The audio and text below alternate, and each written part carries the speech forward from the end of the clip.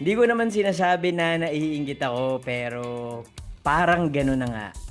Recently, my social media feed has been bombarding me with people who are in Japan watching Taylor Swift's Eras Tour sa Tokyo.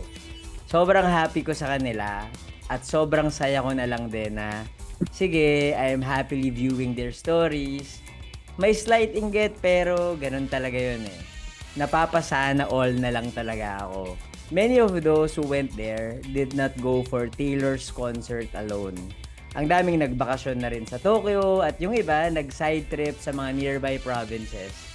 Siguro kung nandun ako, I'll not miss the chance of riding a bike in Japan. Maybe in Tokyo o sa mga nearby towns. Ngayon curious ako, paano kaya mag-bike sa Tokyo? Paano kaya mag-bike sa Japan? Let's ask those who have tried it. This is Buji Babiera and you are listening to Tambike Session, an anima podcast. Kasama natin sa episode na to ang dalawang siklista na nakapunta na sa Tokyo many times as a tourist and as a biker.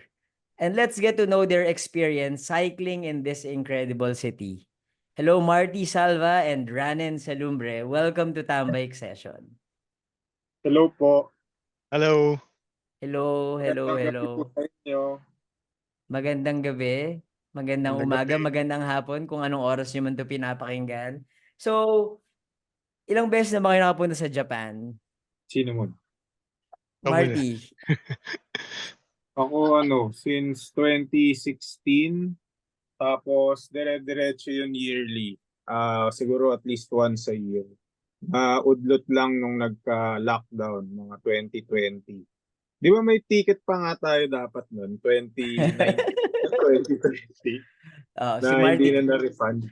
si Marty kaibigan ko to matagal na. Tapos may plano kaming pumuntang Japan before para mag-video-video lang, ganyan. Tapos, for Halloween yun, di ba? Tapos nagkaroon ng pandemic. So, hindi natuloy yung trip. Tapos hindi na rin namin na-refund yung ticket namin. So, kasi si Marty, alam ko na madalas nga siyang pumupunta sa Japan.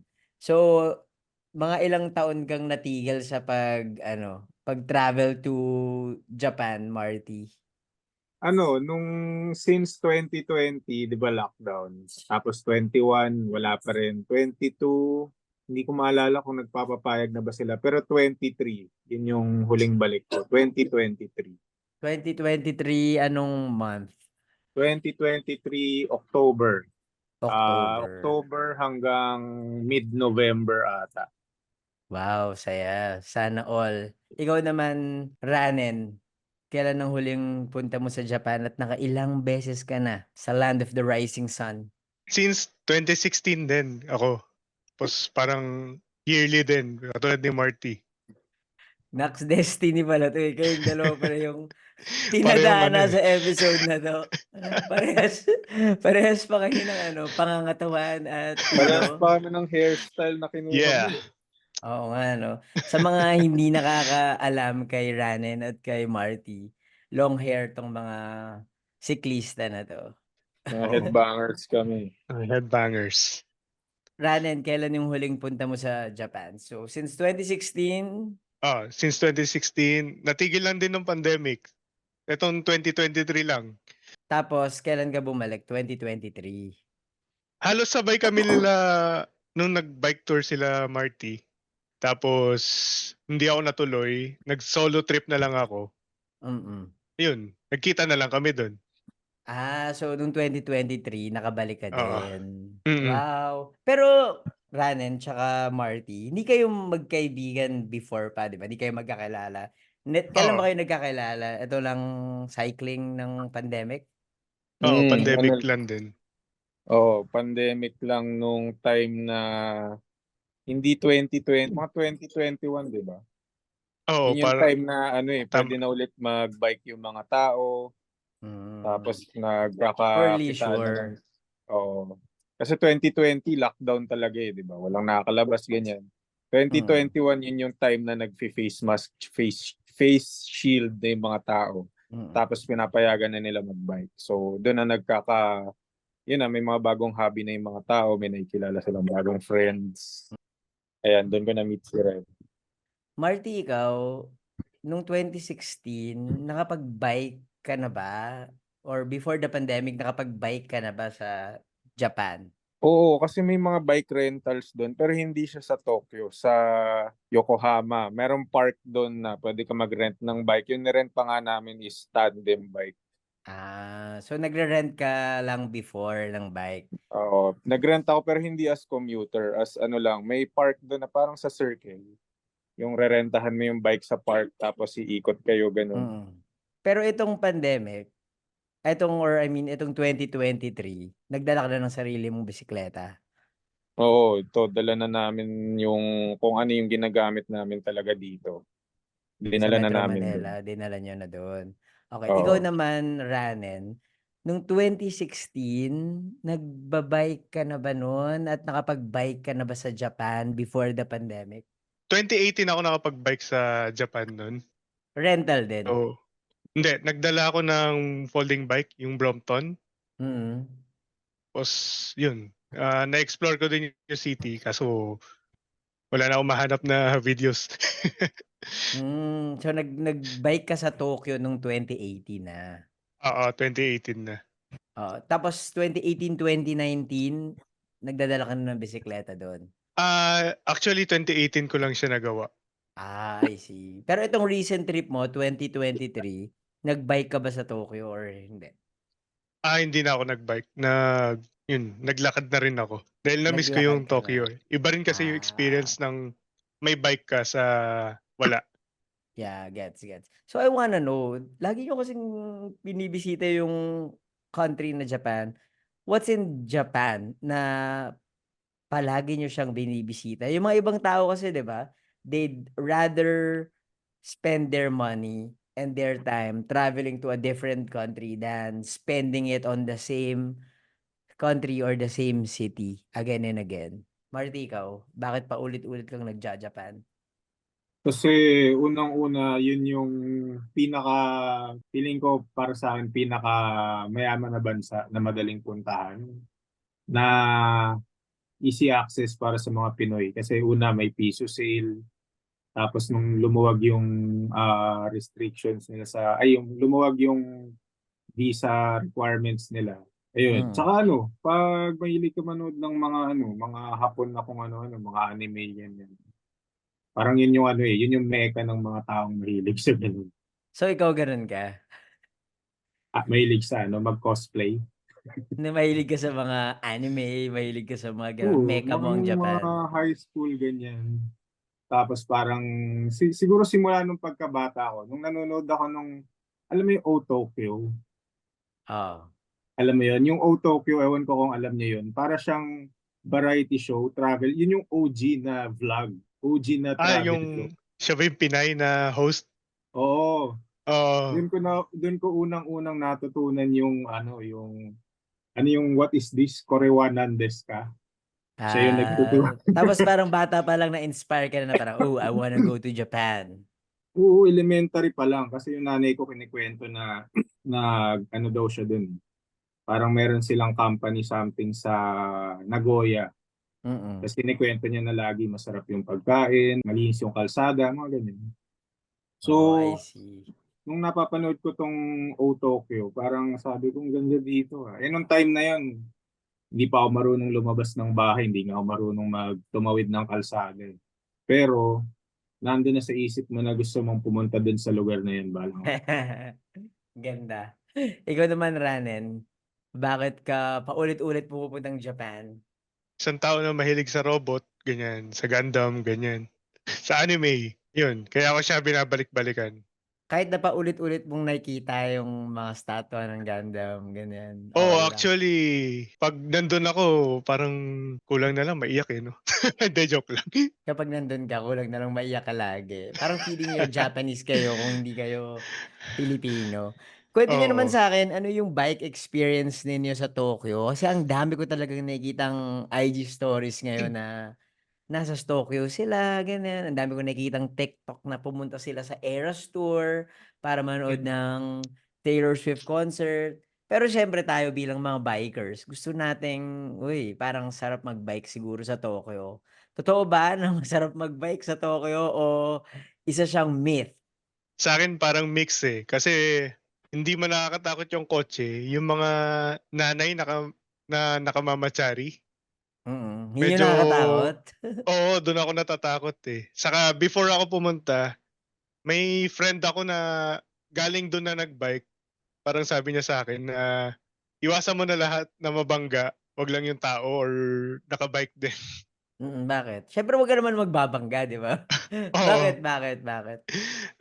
Ewan parang yung insurance ano, parang something ganyan, May gano'n. oo.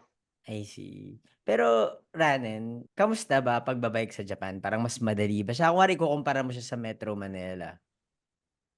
Mas madali siya dahil may mga areas dun na parang walang tao, tapos sobrang konti yung kotse.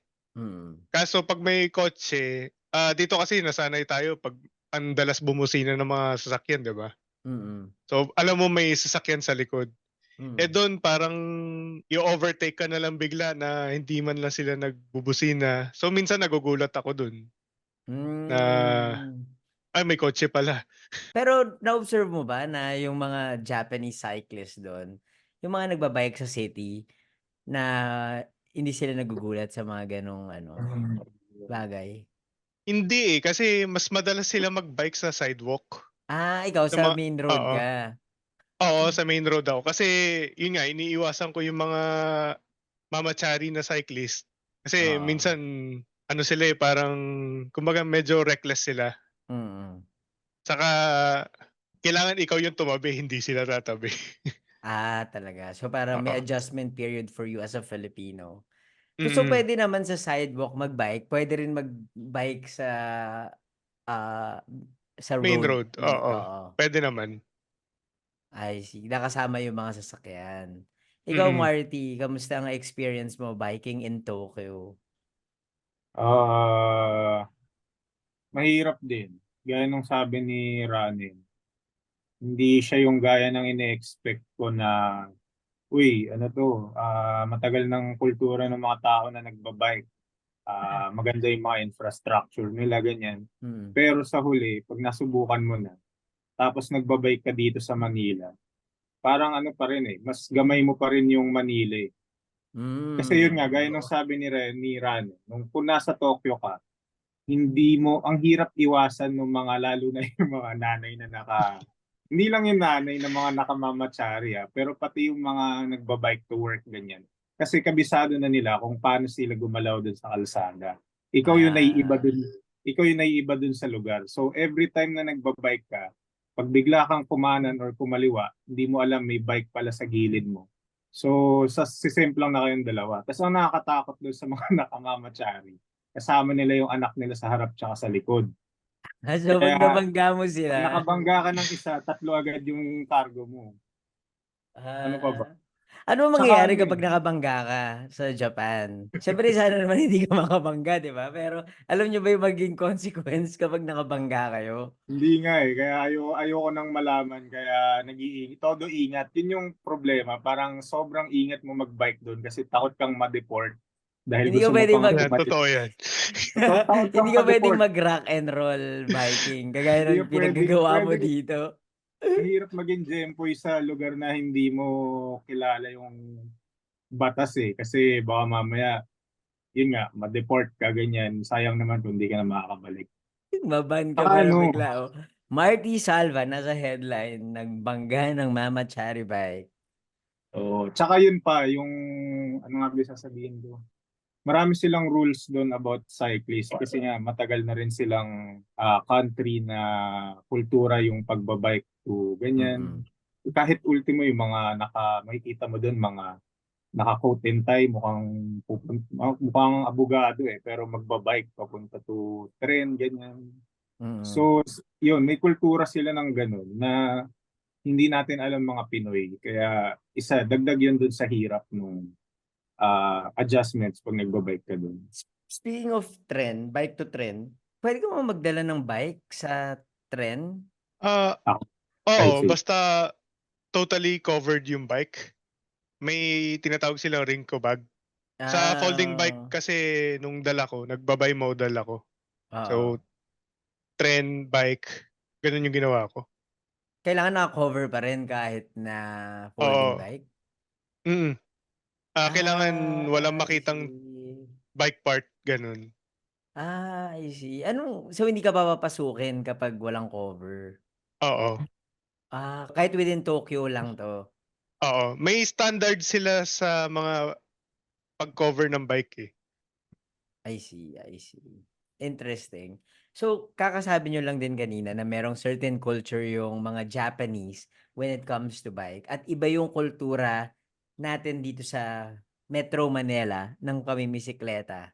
Halimbawa ako, never pa kasi ako nakapag-bike sa Japan. I've tried biking in Singapore, I've tried biking in Thailand, pero parang for me madali lang yung adjustment, eh. Ano yung mabibigay mong tip sa akin or sa mga kagaya namin na na gustong pumuntang Tokyo, pero alam mo yun, para hindi kami ma-shock, magulat?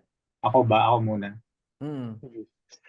Unang-una kong sasabihin diyan, baliktad yung kalsada nila. May ano pa ba yun? May difference ba yun? Malaki yung difference kasi iba yung instinct mo pag nasa kanan yung drives. Anong tawag doon? Ano ba yung Japan running? Left hand, right hand Right drives? hand. Right hand. Right hand. Oo. Right hand drive side.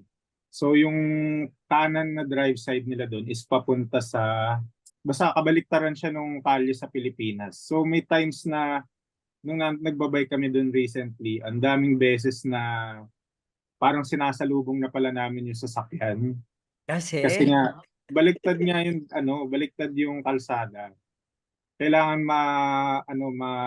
mabago mo agad yung orientation sa utak mo na nasa ibang lugar ako, dapat itong kaliwa is kanan, itong kanan is kaliwa in terms of directions. hindi naman So kayo yun yung unang, napagalitan? hindi kami napapagalitan pero ang mga Hapon bihira kanilang businahan pag nag-drive sila, lalo na kung pedestrian ka. Pero may times dun na talagang binubusinahan kami ng matindi kasi nga kung hindi namin sila makikita sa harap, magbabanggaan ako. Kasi na-endanger mo ng lives nila, mga gano'n? Oo, tsaka pag nakabangga sila dun, makawalan agad sila ng lisensya. Kaya ganun sila kaingat I sa mga see. tao.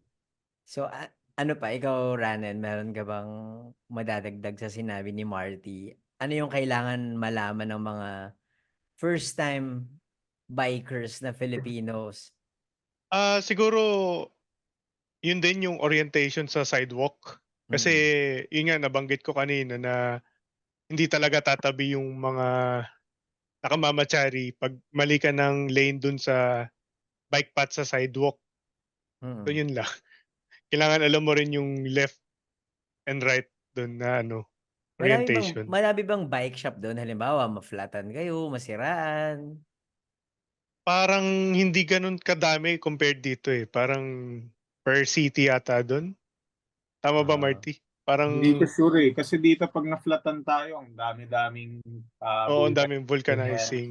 Ang daming mga bike shop na mura oo. yung mga maliliit na bike shop lang. Oo. Pero doon, yung bike shop nila, mahilig sila sa kailangan everything kung bike shop ka, mukha kang bike shop talaga. So Oo. dapat nagtitinda sila ng maraming stocks ng bike, tapos kanila yung buong space. Hindi ko nakita doon ng bike shop na parang yung mga nandito sa atin na kunyari akyat ka ng buso-buso tapos may bike shop, may vulcanizing lang dyan sa malapit.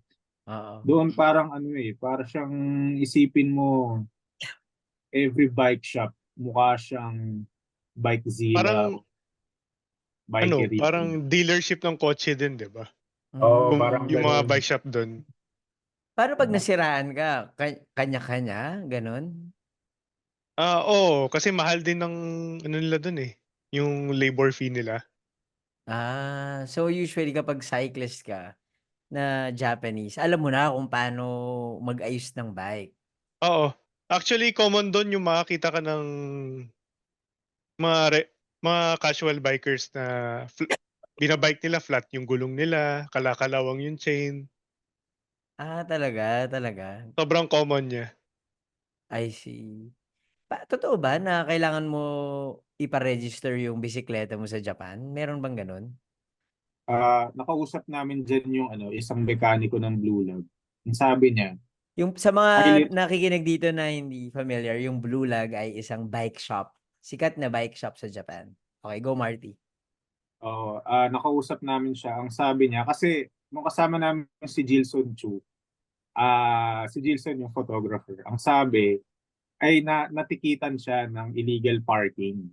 Natikitan. As a Oo, tourist, pwede yun. oo, natikitan siya ng illegal parking. So, kung hindi raw niya Nabihis na ba naagapan, si Jilson sa podcast eh, no?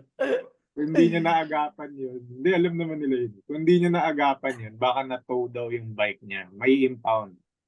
So, tinanong namin yung taga Blue Lab nung nag-meet and greet kami. Sabi nila, tinanong ko, is it highly recommended that you, is it, uh, do you have to register your bikes? Ganyan. Sabi nila, it is highly recommended by the law, pero hindi necessarily ginagawa ng lahat ng Hapon. Parang ano, siguro para siyang SIM card registration dito sa atin. Pinipilit na tayo, pero yung iba hindi pa rin talaga nagagawa. Parang ganun siguro. Gets. Grabe, ngayon ko lang nalaman na may illegal parking rules pala sa Japan. What do you mean by illegal parking rules? Saan ba siya nag-park? Bakit bawal Kasi doon? nauna siya sa amin nun dahil sinusulit nga niya yung oras niya. Nagpunta siya ng Tokyo Sky Tree. So Oo. nag-park daw siya somewhere doon sa baba. Hindi ko alam kung di na niya nakwento kung saan siya nag-park. Pero ayun nga, hindi pwede mag-park doon sa kung saan niya iniwan yung bike niya. So binigyan siya ng parang yellow na tag. May picture siya nun kung gusto mo hingin sa kanya.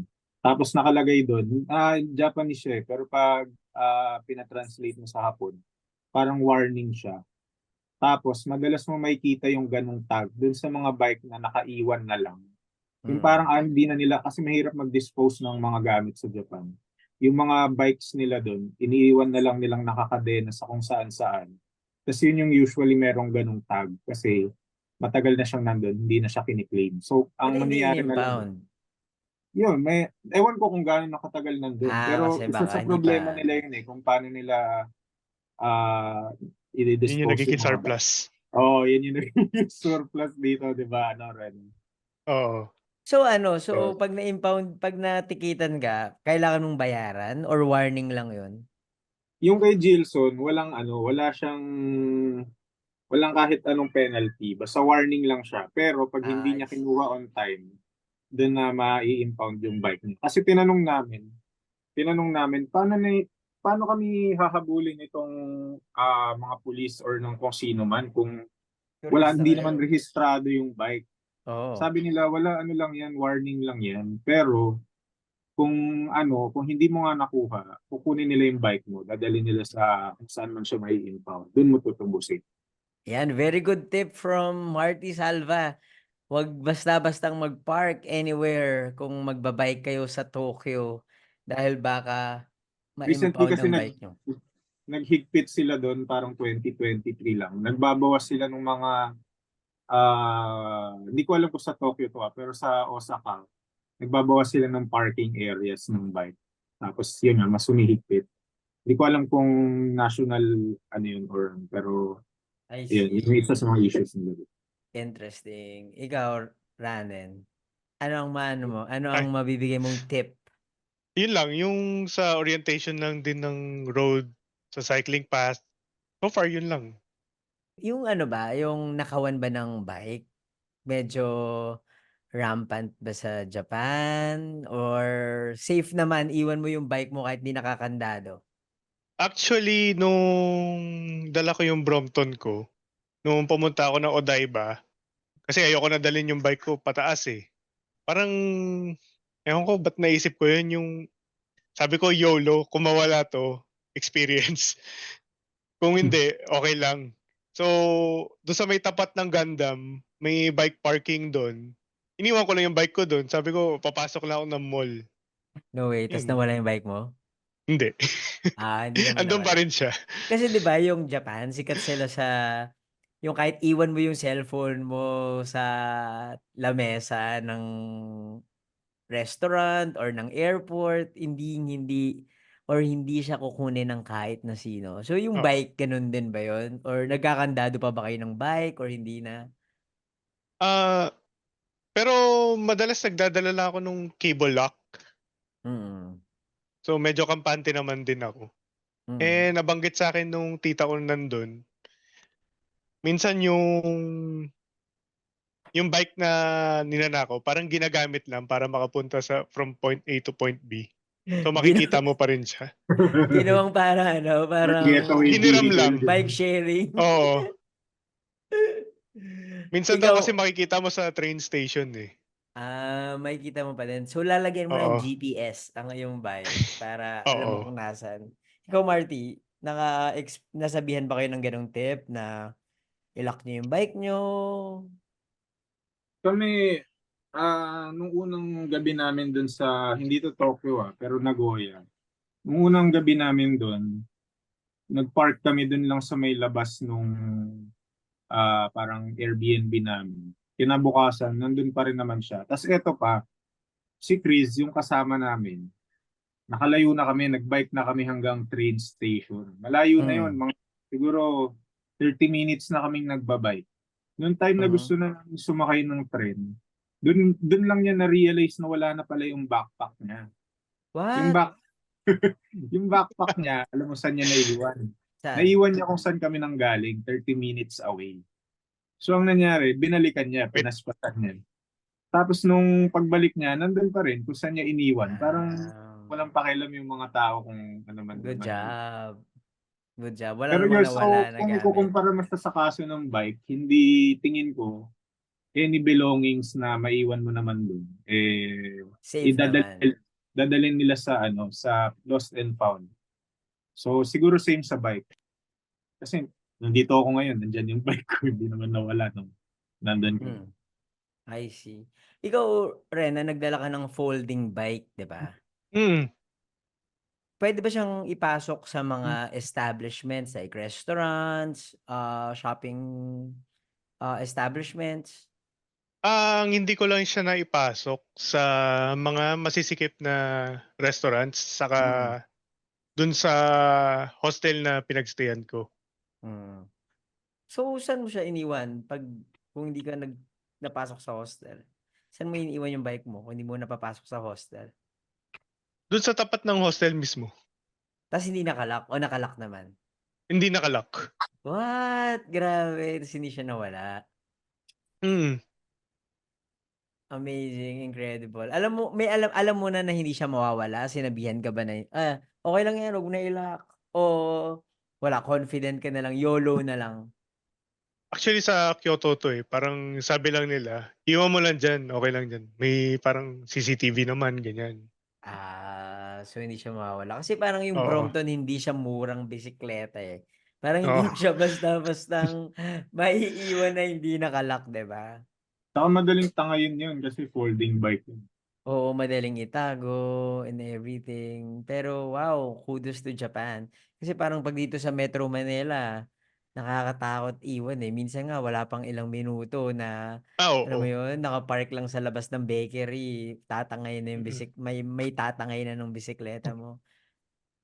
Tingin ko wala silang problema sa nakawan kasi ang problema nila is paano i-dispose yung bike na meron na sila. So ano lang talaga, ibang ano, ibang problema. First world First world problem. problems. Tama, tama, tama. First world problems. Okay, you've mentioned na meron talagang differences yung ano, pagbabike sa Metro Manila at pagbabike sa Tokyo. Meron bang similarities? Meron bang parang, okay, familiar, parehas lang naman pala yung ano, may mga pagkakaparehas din pala kaming mga Pilipino sa mga Japanese pagdating sa biking in the city. Ranen? Hmm, sa'kin siguro 'pag napunta ka na ng mga busy area like mga Shibuya, ganyan, na ang daming tao parang di mo alam kung paano ka sisingit Mm. or parang yun lang naman. Parang yun lang 'pag madaming tao. Pero Oo, yung mga hindi ka naman may mga ano ba dun, meron bang mga bike lanes na alam mo yun, protected, separated, segregated? Meron bang mga nagbi-beat ng red light? Actually, mga taxi. Hindi. Mga taxi medyo ano. As a Cyclist. cyclist, wala akong napapansin na nagbi-beat na red light. Pero yung jaywalking, parang tatawid na bawal tumawid, pero may mga nakabike na tumatawid din. So far, yun lang na-observe. Randomly. Oo. Pero sa hindi naman nila nafi-feel na parang, mga peste naman 'tong mga bisikleta na 'to sa kalsada. Kasi 'di ba sometimes dito sa Metro Manila, hostile yung kalsada natin. O hindi naman? Parang wala namang ganun. Parang hindi kasi Hmm, sila bumibisina or hindi natin alam na nagrereklamo rin pala itong mga oo. ano, Sa city ba Japanese. mausok? Hindi mausok eh. So clean Mm. air. Hindi kagaya dito na Clean parang air. hindi Oo. kagaya dito na parang 'pag naka-park ka sa hinihintay mo yung stoplight biglang boom, usok Mm. everywhere. I see. Marty, ikaw may similarities ba cycling in Metro Manila and cycling in Tokyo? Ako, aminin ko wala akong nakikitang similarities sa pagbabike doon tsaka sa pagbabike dito maliban sa isang bagay. At Ano yun yun? ay yung napapagod kayo pare-pareho dahil tao lang kayo nagbabike. Kung tatanungin mo kung ano yung mga similarities, wala eh. Parang ibang-iba talaga dahil unang-una malamig doon. Pangalawa, pwede na magbike na walang helmet. Kung ano ito sa Mm. Tokyo. Pwede magbike na walang helmet. Ah, Puwede naman din dito, sa mga ibang cities. Pero yun pwede nga lang dito. medyo tinitingnan ka lang ng masama ng mga tao. Hindi ka pipicturean ng pitik dito pag wala kang helmet. Totoo. Pero Totoo ba yan? yun, ang masasabi ko, malayong malayo in terms of sa mga, yun nga, sa kultura pa lang una, hindi lang dun sa mga nasa authority, pero pati dun sa mga, anong tawag dun, yung mga nagda-drive ng kotse, ganyan. Mm. Kasi unang-una, hindi ka Mga nila bubusinahan, non-cyclists. non-cyclist, ganyan. Hindi ka nila bubusinahan pag sagabal ka na sa kalsada unless talagang sobrang kailangan. Pero Mm. Mag-aantay sila na parang mag-overtake. passive-aggressive lang sila na di mo alam kung galit na ba sila sa'yo. Pero hindi mo mararamdaman yun kasi hindi ka nga nila bubusinahan. Tapos marami silang mga ano doon, mga um, ginawang mga bagay na intended for bikes. Kunyari, yung mga overpass nila doon, dito, di ba, kung may bike kang dala, ang gagawin mo, dadaan ka na lang sa ilalim. O Doon, meron bibitbitin mo. silang, hindi mo bibit-bitin kung nandito ka. Dadaan ka sa ilalim mismo. Oo. Nagigets mo. Dadaan ka sa ilalim, bawal yon. Pero yun yung pinakamadaling paraan. Sa kanila, gagawa nila ng paraan para mas maging madali yung transpo mo na nakabike. Kunyari, meron silang mga automated na, ang tawag dito, isasakay mo dun yung gulong ng bike. Tapos, madali mo siyang maitutulak. Mm. Parang conveyor belt ng mga bike. Meron silang ginawang Wow. ganun. First Ano pa world. ba? Tapos yung sidewalks nila doon, present siya all the time kahit sa nasa probinsya naisipin mo nasa ano ka na nasa SCPlex ka na or Tplex ka na Mm. may bike lane pa rin hindi siya mawawala tapos hindi mo alam kung sinong gumagamit noon bakit sila nagsasayang ng perang gawin yun pero nandun siya para Well, siyang wala yung na mga sila magawa sa pera nila, I guess. May yun service parang ano road siya na may ano. May andun para service siyang road for alam mo yung bikes. para siyang yung mga kubyertos na hindi mo alam kung anong gamit pero nandun. Baka naman may gumagamit, hindi nyo lang nakita. Meron. Pero hindi siya gaya ng laki ng pangangailangan gaya nating mga Pilipino. Dito kailangan natin. Hindi lang para doon sa mga nagbabike, pero para Sa doon mga sa mga naglalakad. naglalakad. Kasi di ba ang Ah, dami ditong naglalakad na, Siyempre, iba yung priority natin dito. oo, yung doon, iba eh. Iba talaga. Kaya hindi ko nakakakitaan ng similarities. Yun lang dahil yung isa lang, napapagod kayo pare-pareho dahil tao lang kayo. Ikaw, Ranen, may madadagdag ka ba in terms of similarities? So far, yun lang. Hmm. Oh, I see. Pag nandun ka sa Tokyo, Kayo kasi nagdala kayo ng bike, 'di ba? Okey lang ba na hindi magdala ng bike pero gusto mong mag-explore sa Tokyo on a bicycle? May marerentahan ba dun? Meron Actually, bang marami rin. maraming Tapos may mga marerentahan? oo, may mga guided tours. May Brompton guided tour nga dun kaso medyo pricey, eh. Pero kung gusto mo ng sarili mo lang, Meron din, may mga bicycle rental din naman. Tapos meron sila nung parang yung bike sa BGC, yung yung bike sa sharing? top oo, may bike sharing naman sila. Yun nga minsan gamit ng mga Ah, Uber Eats, eh, tsaka yung mga yung nag-aano, e-bike, oo. tsaka yung mga siguro mga turista na gustong Oo. mag-bike lang around the city. Would you recommend, kayo ha, would you recommend na magdala ng sariling bisikleta o hassle? Sige, wag na lang, may marerentahan Depende. naman pala. Depende talaga sa pagplano niyo ng tour. Kung bike tour lang kayo siguro, dun ka magdala ng bike. Pero 'pag Hmm, yung gusto mo isasabay mo sa mix, mix, mag-rent ka na lang. I see. Mas madali bang mag-ikot sa Tokyo ng naka-bike o mas madali na mag-commute na lang? Actually for me kung Tokyo, magko-commute na lang ako, eh. Bakit? Um, yung subway system kasi nila sobrang saya, eh. So, kahit saan ka umabot, eh. Hmm. Eh, para 'Di ba sa'kin mahal? lang Mas yung makakatipid ka 'pag nagba-bike ka na lang? hindi may mga only pass din kasi. I see.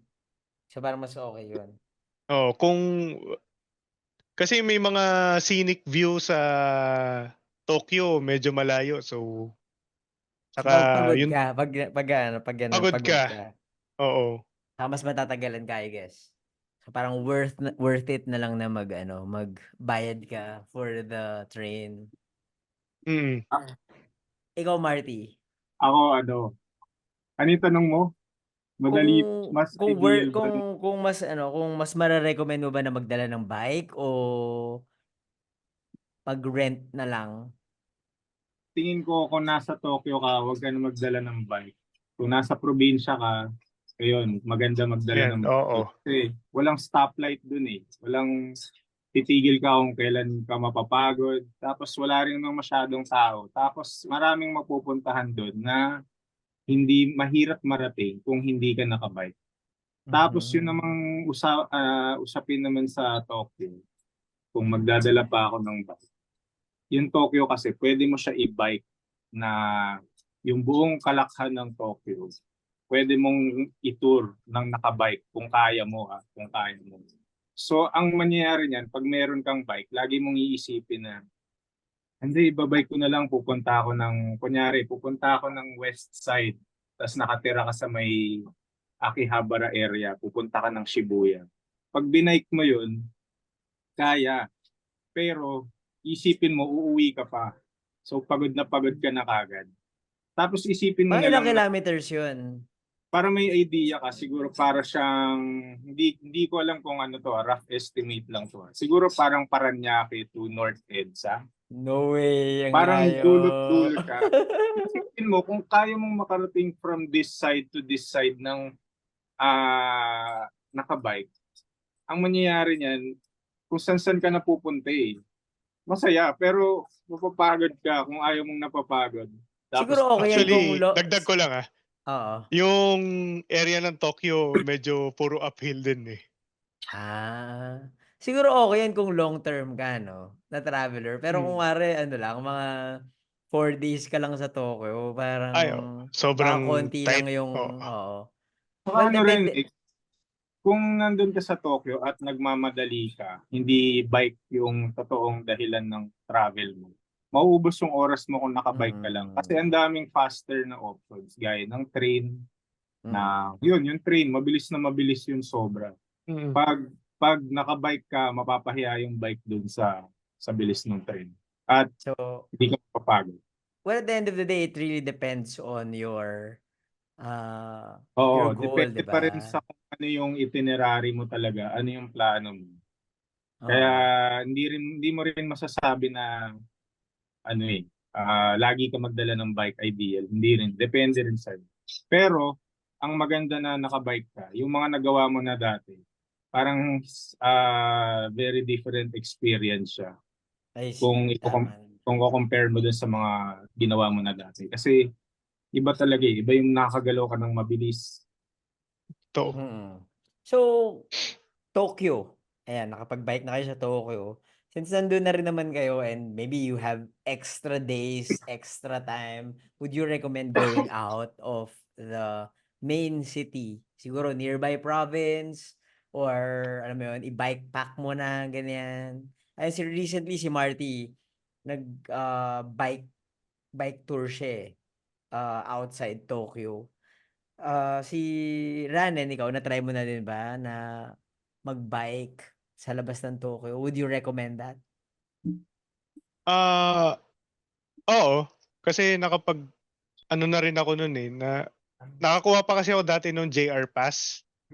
So, from Tokyo, maisip ko mag-bike ng Kyoto, biyahe ako ng super aga, maghapon ako dun sa Kyoto, tapos babalik ako ng evening ng Tokyo.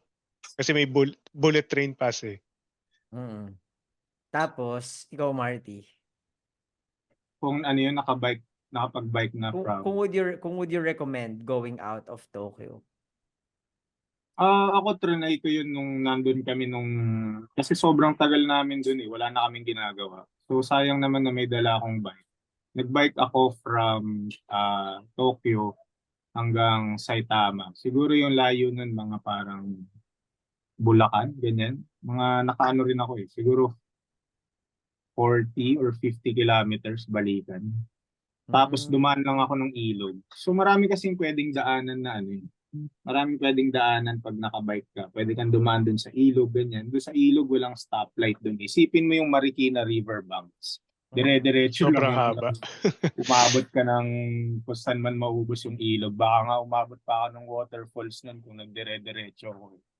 Pero yun, So ganun. smooth cycling siya. Hindi kagaya dito Oo, na pag pumunta ka ng Bulacan, dadaan ka ng MacArthur Highway, boom. Oo. yun din yung gusto kong idagdag. Wala silang lubak. Kasi may time na nagbabike kami doon na gabing-gabi na pitch black. Ang may ilaw lang sa amin, isang tao lang or dalawa. Ang Mm. ginagawa ko, sinusundan ko na lang yung nasa harap ko. Tapos, naniniwala na lang ako na pag hindi siya sumemplang dahil sa lubak, hindi rin ako sisemplang. Kasi pareho lang dinadaanan sa. Ganda. So, ganun kalaki yung tiwala mo dun sa kalsada nila na walang lubak. Sana all. Sa mga nakikinig dyan na opisyales na pwedeng magbago ng ating mga kalsada, sana all. Diba? Well, Ayun pa pala naisip, may isa pa pala akong gustong sabihin. ano Yung yan? kalsada, yung napag-usapan na rin natin yung kalsada. Yung mga kalsada nila doon na as long as dinadaanan siya ng sasakyan, yun yung based ko sa experience ko. Hindi ko alam kung ganun yung ginagawa nila. Pero hindi siya ginagawa na sobrang tarik. Mm. Parang pag binike mo siya, tapos yung dinadaanan ng mga sasakyan. Pag binike mo yung highway na dinadaanan ng sasakyan, hindi siya ganun katarik na gaya ng mga dinadaanan natin dito. Kasi hindi ko alam kung baka hindi sila nagtitipid sa simento or ano. So, ine-extend talaga nila. Parang, yun, i-extend, papatagin talaga niya. Kasi dito, syempre, mas matarik, mas konti yung simento, di ba? Hindi ko alam kung ano, hindi yung engineer. Pero baka ganun yung ginagawa nila dito. So, mas ini-stretch nila yung kalsada para mas madaling madaanan ng sasakyan or kahit sino na may gulong. Tapos, okay lang sa kanila na mas maraming resources yung kailangan. Renan, ikaw na-mention mo na pumunta ka sa outside Tokyo, pero Oo. dinala mo yung bike mo, nag-bimodal ka, sinakay mo sa tren. Madali lang ba yun? Madali siya before, pero tingin ko naman madali pa rin ngayon. Kasi sa bullet train ngayon, kailangan mo na yata i-book yung baggage mo eh. Mm. So, medyo may hassle lang. Pero yung experience ko, sobrang dali naman. Kwento Kasi mo naman, bakit madali? Bakit? What do you mean by that? madali basta may ano ka lang eh, yung Rinco bag. Ano yung Rinco bag? Parang walang allergic sa bike dun pag yung makita ka ng station master, okay lang. Basta naka-cover yung bike mo, titingnan lang. I see. So parang Yung madali siya in terms of parang convenient, hindi ka na Oo. napapagod, hindi ka na-judge ng mga tao. Mm. ako baliktad yung experience ko kay Ra. Ano yung experience mo? Kung sabi niya madali na, ano yung sabi niya? Madali kapag Madali dala lang yung, madali lang mag-transfer, madaling mag-bimodal. Yung oo. sa ginawa kasi namin, mahirap dahil unang-una, ang dami naming dalang mga pannier bag, mga saddle bag, kasi nanggaling kami ng probinsya. Baka So pag dahil dinak, baka dahil ang bike ni Renan Oo. ay folding bike, tapos ang bike nyo Naka-folding ay ako. full-size bike. madali siya, yun, dahil yun nga, tsaka babalik ka kasi dun sa kung saan ka nang galing. Madali lang yun kung ganun yung gagawin mo. Pero kung nanggaling ka sa isang lugar na, kunyari, from point A to point B, hindi ka na babalik dun. So, dala mo lahat ng gamit mo. Mahirap yun. Yan yung nangyari sa amin. Parang ang hirap magbaklas ng bike. Tapos lahat ng gamit namin nakalagay dun sa Rinco bag. Yung Rinco bag, kung hindi nyo alam, para siyang malaking malambot na parachute yung material. Ang point lang nun is gusto lang nilang sumunod sa batas na kailangan yung bike mo covered. Yun lang yung I silbi see. nun. Pero hindi siya Oo. convenient dalhin. Kasi wala siyang hawakan, meron lang siya sabitan. Ang point Mm. lang nun talaga is para hindi mo mahassle yung ibang nakasakay. Kung ganun mo dadalhin yung bike mo, tapos may bitbit ka na sobrang daming gamit. Sobrang hirap niya. Mas madali sana na ito kwento lang ni Chris sa akin. Doon sa Europe, yung bike, pwede mong isakay. May mga lugar na pwede mo isakay yung bike na hindi mo na kailangan baklasin. Hindi mo na So, kailangan pag ng cover. Hindi mo na kailangan hindi ng mo na cover. kailangan baklasin. Sa Japan kasi, yun yung unang-unang kailangan mong gawin. Na kung ano yung nasa picture doon sabi sa train station, kailangan ganun yung pagkakabalot ng bike mo. Tapos may hirapan ka ring bumaba at sumakay kung yung bababaan mo is sobrang mataong area. Isipin mo bababa ka ng dito, sabihin natin bababa ka ng Ayala Station, tapos meron kang dalang bike, tapos siksikan kayo. Paano ka dadaan dun? Parang ganun. May mga lugar na ganun, kaya gusto nila covered yung bike mo. Tapos, Ah, yung binabaan pa namin is, hindi ko alam kung familiar lahat ng nakikinig, Shinjuku Station. Yun yung parang labyrinth na istasyon yung na hindi sobrang mo na dami. alam. Parang Grand Central Station. Parang ganun siguro. Hindi mo na alam kung nasa ilalim ka ba or nasa taas ka or nasa kaliwa. Wala, na sobrang madidisorient ka. Tapos may dala-dala kang malalaking gamit. Yun yung hassle na wag niyong gagawin na bababa kayo sa lugar na matao. Tapos may Actually, may bike niya. experience din ako yung tumakay ako ng tren na, yun nga, nakabalot yung bike ko. Parang nakalimutan ko rush hour pala. So Ah. yung buhat-buhat ko yung bike ko, Tas sa sobrang sikip. sobrang sikip. Alam mo yung nakikita nyo na videos yung tinutulak na yung mga tao sa tren para lang magsara. Oh no. Nasa pinakagitna ako nun. Tapos yung mga hapon naman, parang ang sasama na ng tingin sa akin kasi siguro yung isa natatamaan na nung mga parts ng bike ko. So Nasasaktan na naka-rain ko siya. bag lang. Oo. So parang Yun, nakaganon lang ako nandun na wala akong magawa eh. Kasi may backpack pa ako. Siguro oh, iniisip tsaka niya, ano ba naman doon, nagdagdag pa ng extra space na ano. Oo. yung ring, yun, dadagdag ko lang din na yung ring ko bag, hindi siya padded. Kaya pag sumakay ka sa area na maraming tao at rush hour, expect mo na lahat ng mga kanto ng bike mo, pag tinulak kayo, nagsiksikan kayo, masakit Tatama yun sa sa mga tuhod katawan. nila. Oo. O yun sa katawan, nakakapunit siya ng damit actually. Oh no, gusto ko yung Ah, tumatawa ako. Sorry. Kaya yun, dapat alam mo rin, kung magdadala ka ng bike tapos gusto mo maging bimodal, alam mo kung anong oras ka darating doon sa Oo, pupuntahan mo, saan ka bababa. Kasi pag nataon ka na rush hour, mga kung ano oras man sila pumapasok or umuwi, nakakahiya din sa kanila. uwian yung natsempuhan ko. Papuntang Yokohama. Ayun. Yan. So take note of that sa mga nagbabalak magdala ng bisikleta at sumakay sa mga tren. or at least, 'di ba, gumala-gala sa Tokyo. Pag madaming tao, be extra sensitive lang kasi meron kayong dalang Mm. gamit na puwedeng makasakit ng ibang tao. Medyo napapahaba ng usapan natin, siguro last question ko na 'to. Babalik pa ba kayo sa Tokyo para mag-bike? Ah, ako siguro 'pag galing na ako ng yung parang ginawa nila Marty na Bike nag-bike tour? to bike tour papuntang Tokyo. Pero kung Tokyo lang para mag-bike, siguro magre-rent na lang ako or magco-commute. Hindi ka na lang magba-bike, okey. Mm. Marty? Ako mixed eh. Parang magdadala ako ng bike kung yung nag-aya sa akin is yun yung itinerary niya.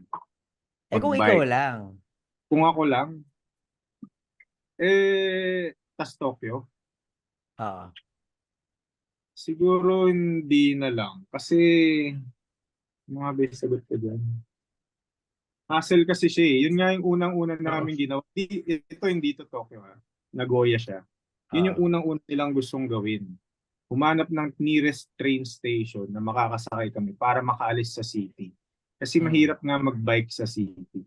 Kung dito, Mm. masaya mag-ride ng city-city ride, Urban, yeah. urban. Kasi kabisado na natin dito. Siguro sa kanila rin masaya dahil taga doon sila.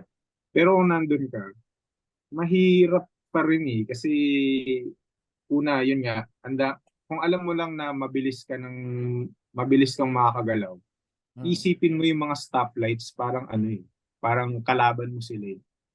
Dahil mayat maya, ang daming stoplight doon, mayat maya totoo. meron. Di Oo, ba?